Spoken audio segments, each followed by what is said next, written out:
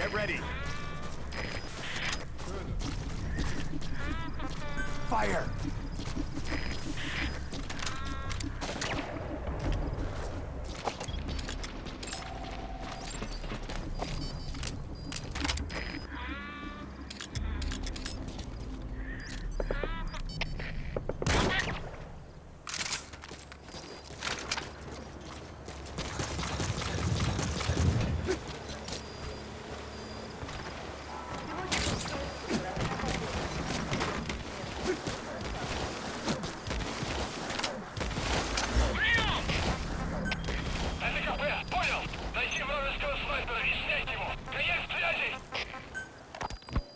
So, as if putting me on stage to sing was not enough, Miller even expected me to write the lyrics. He even said he had thought of the title already. Love Deterrence. As if he had done the hard part. Deterrence, love, deterrence? Deterrence is when nuclear weapons prevent war, right? I do not see how love fits in. But it was too late to complain, so I just sat and listened to the tape of Miller's backing guitar and the professor's melody over and over again. I guess the melody is more Professor Galvez's creation than Miller's, but on the whole, I think it is actually a good song. First, it goes for your heart with a sorrowful opening, but then you feel revitalized as the song goes on. Miller grew up in post-war Japan. Maybe that is why the song has that kind of balance. Long ago, I heard some Japanese music called enka, I think. It sounded this way. But I wonder why it has to sound sad in the first place.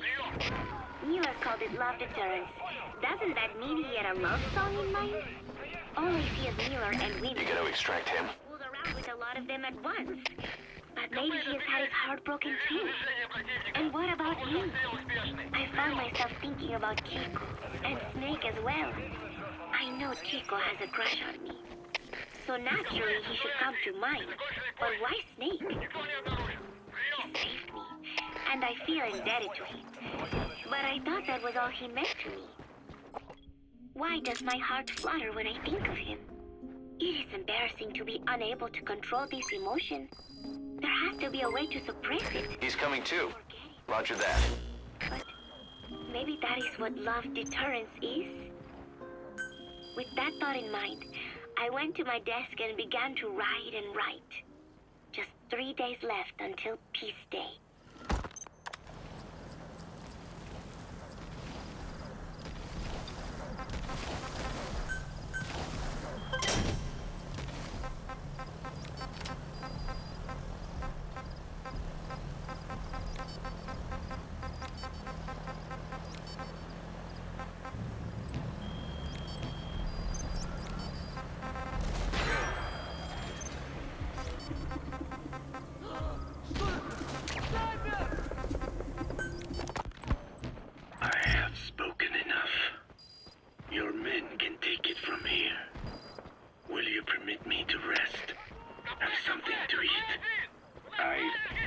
Don't eat. I can subsist without food. But there is more to the act of eating than nourishment. We receive nature's blessings and reaffirm our part in it. And in doing so, we express our gratitude. Sorry, it's hearing you say you don't need to eat and that you're part of nature in the same breath. Anyway, what can we get you? Not exactly a five-star restaurant, but the kitchen's used to serving a lot of different appetites. Hamburgers. Hamburgers? Even we in there have become Americanized. I eat them often back home. And you just can't let them go. Well, as far as symbols of the American empire go, hamburgers are pretty good. The victory of capitalism. Your people suffered so much at the hands of America. And you ask for hamburgers. We have suffered more than you can know. But I do not see hamburgers as an accomplice. A single dish, providing a balanced helping of nature's blessings. Meat, grain, and vegetable. could anyone hate such a magnificent thing? Says the guy who can survive on photosynthesis. Balance has nothing to do with it. It's just like a good burger. You gotta extract him. Be warned, though. I have very high standards. Don't worry. I do too. All right then. One good old-fashioned all-American icon coming up. I look forward to it.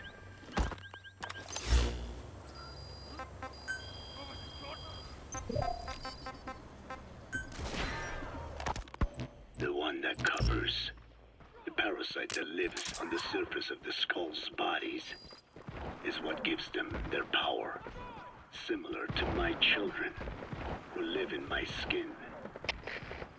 I modified the parasites I isolated from the body of that old man, differentiating them with various abilities.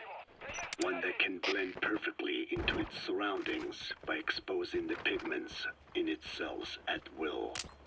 Another that, by harboring multiple species of metallic archaea, can oxidize and reduce metal.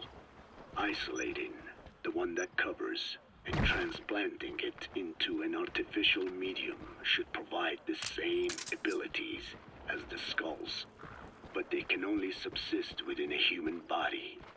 Once transplanted into the medium, they will eventually die.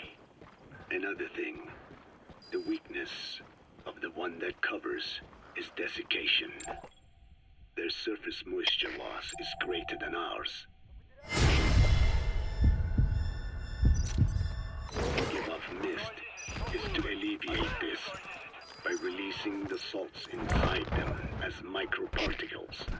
Water vapor condenses around them, appearing as mist. But this dries out the atmosphere until they cannot even produce mist. And once their supply of water from the host runs out, the parasites are in danger. They, along with their host, enter a form of suspended animation. However, a similar effect occurs if they come into contact with a large amount of... Subject on board. Leave the rest to us. For instance, the one that covers will temporarily abandon other processes in his eagerness to absorb the water. Itiholone. Make the weather your ally.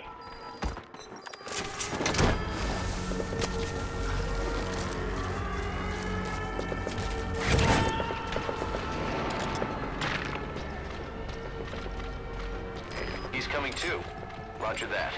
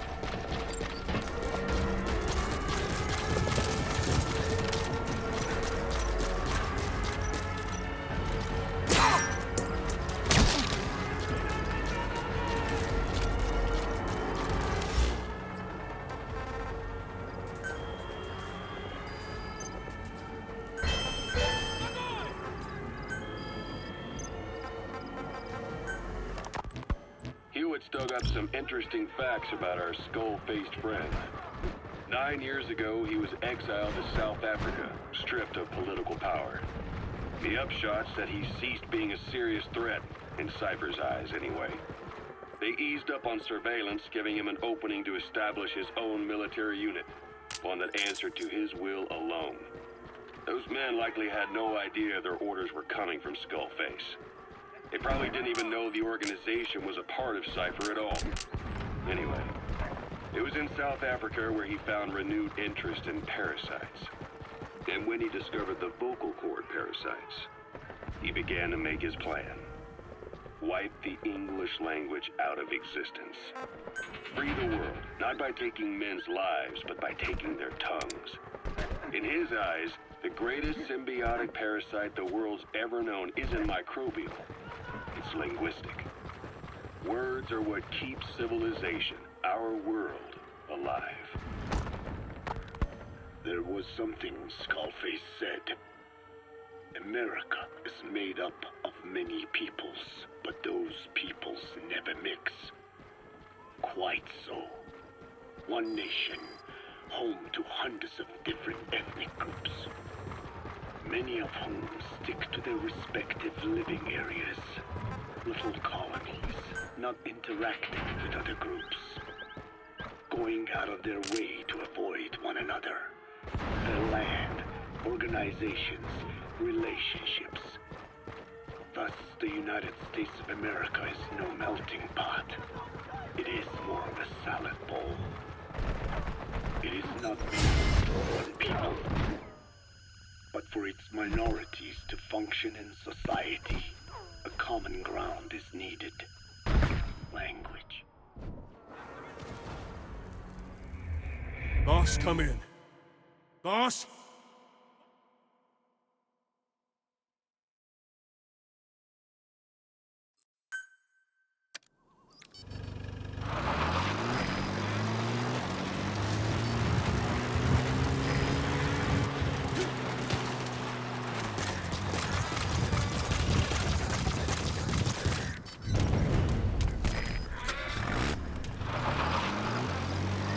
Cover me.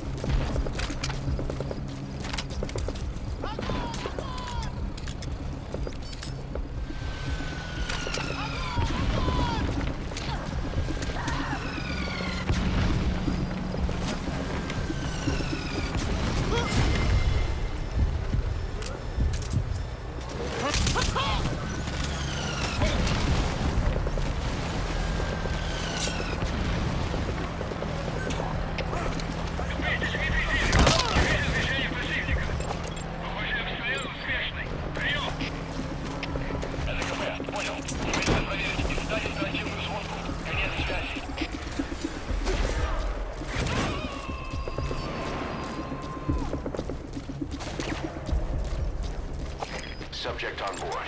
Leave the rest to us.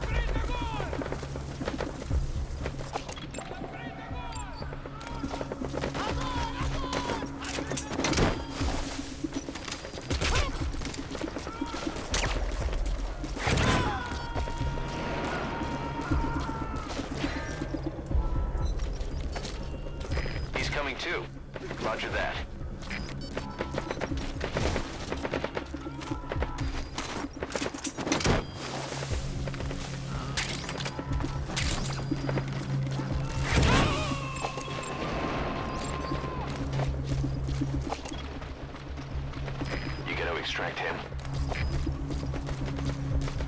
Открыть огонь!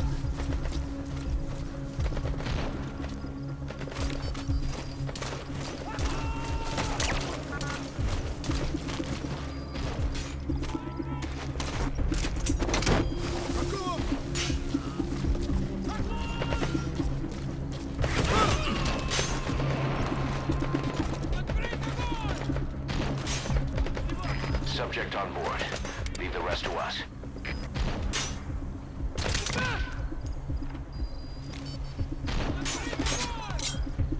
Spit it out.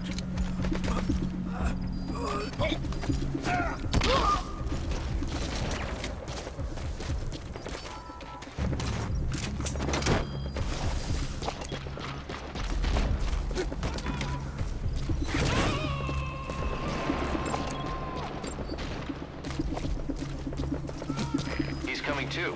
Roger that.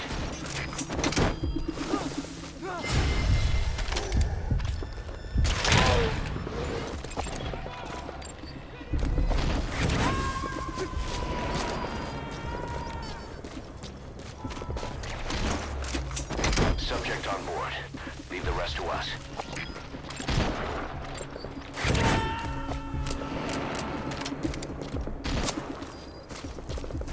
He's coming too.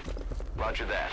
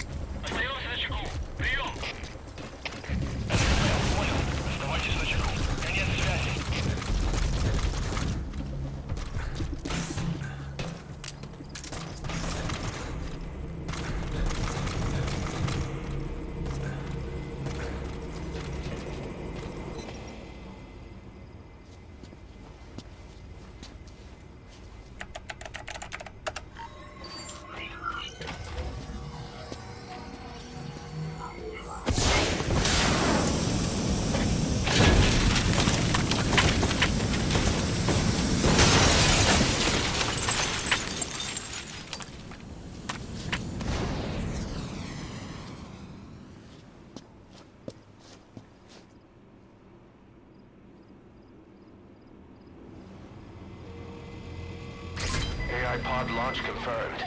We'll pick it up. I wonder what kind of secrets are buried in it. I'll let you know if we learn something. Got a report from the intel team. Remember how the man on fire was crushed by Sahelanthropus? Well, the Soviets recovered his body. Could he really be dead? Boss, head for Yaha Ovu's supply outpost and secure the man on fire's body. If Skullface was right, and a thirst for revenge can turn a man into a demon and keep the dead alive, then this man on fire who's been coming after us ever since you woke up, well, that just might be what's left of our old friend Volgin.